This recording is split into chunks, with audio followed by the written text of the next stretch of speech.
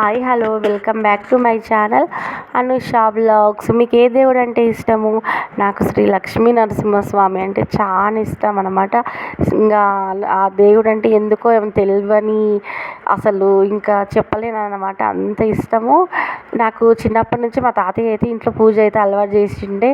అప్పటి సందైనా మా ఇంట్లో లక్ష్మీ నరసింహస్వామి ఫోటో అంటే నాకు చాలా ప్రత్యేకం అనమాట. అదే పెళ్ళయిన తర్వాత కూడా మా అత్తగారి ఇంటికి పోయిన తర్వాత కూడా ఇంకా స్వామివారే మా ఇంటి దేవుడు అనమాట. అదేనండి ఉరుకుంద స్వామి అంటాను కదా, ఆయనే అన్నమాట.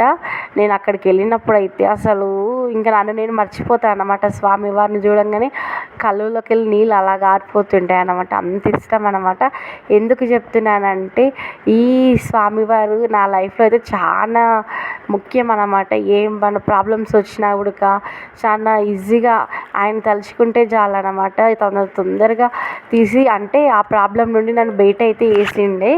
ఇంకా అందుకనేసి నాకైతే ఈ స్వామివారు అంటే చాలా ప్రత్యేకం అన్నమాట.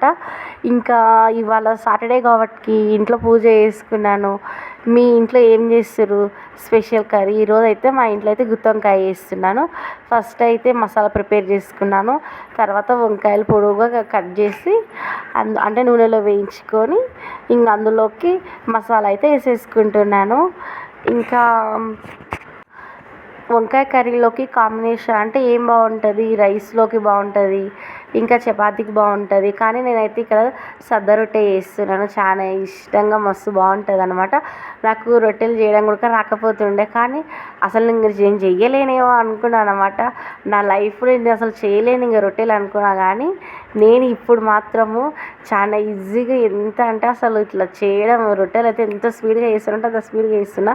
నేను చేయలేను అనుకున్న పని చాలా అంటే మనం ఏది చేసినా కానీ శ్రద్ధతోటి దాని గురించి బాగా ఆలోచించి చేస్తే ఏదైనా చేయగలుగుతాం.